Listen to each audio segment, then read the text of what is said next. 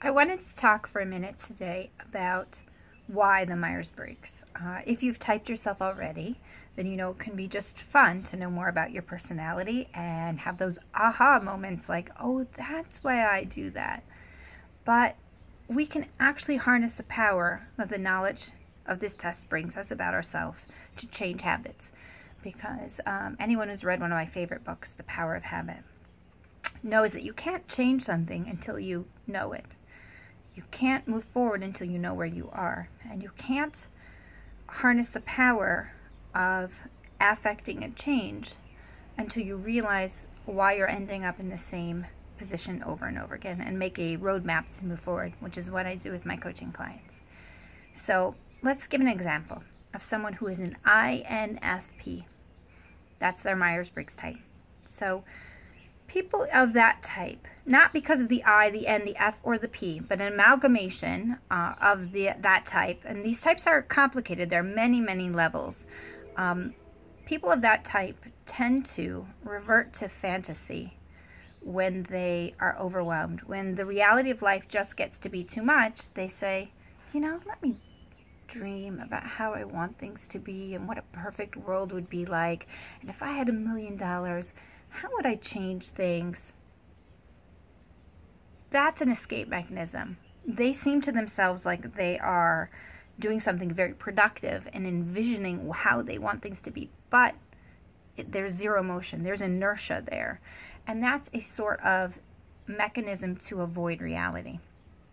So anyone of that type, once they've identified that they are that type, and they know this is an extremely common pitfall of this type, and I see over and over again with clients that they have this aha moment. Oh, yeah, I sometimes find myself when life is just too tough and I don't want to deal with something, I sit and map out an idea and I feel so productive. And then nothing happens. I haven't fixed the problem that was in front of me, and I've withdrawn into my mind and created 10 new possibilities and nothing in actuality. And then I wake up the next day with the same problem I had the day before and feeling really dissatisfied. So once you know that's your tendency, you can set up very planned behavioral modifications, applying behavioral science to what we're talking about with the Myers-Briggs, and say, every time I have stopped for 10 minutes and I am thinking, I need to write a log of what I thought about and then move on. Capture those ideas that you have. Don't try to totally change and throw out your nature, but just try to be aware that this is a habit and it's something that can be positive, but at some point is self-destructive, but because it's keeping me from actual change. So allowing yourself a time clock of 10 minutes. And if you catch yourself in that fantasy mode, taking a break and looking at what's around you, looking at the clock, looking at the situation, and saying, okay, it's time to move forward. So part of the problem is also that you need to identify what your triggers are. When is it that you withdraw into that fantasy moment? Is it financial stress? Is it when you're hungry, when you haven't had enough sleep?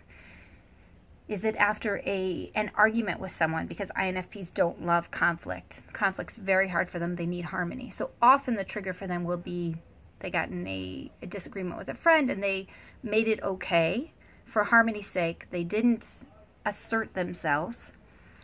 So then they go home and they don't want to go back to that place of anxiety of thinking about the argument and how it really wasn't resolved for them. So they just start thinking about how to perfect other things in the world and make harmony with social justice. INFPs are great volunteers, but that didn't solve the problem. So assertiveness skills is a great thing for them to start working on to just improve the quality of their whole life and take away the need to withdraw into fantasy. So I just wanted to give an example of how the Myers-Briggs is only a starting point, as interesting and fun as it is to know about our personalities and to find which people we match with and why we parent based on the Myers-Briggs in very quick kind of pop psychology ways. When you use that and other behavioral science and other positive motivation and psychology techniques, you can absolutely harness the power of change in your life that you're looking for. Have a great day.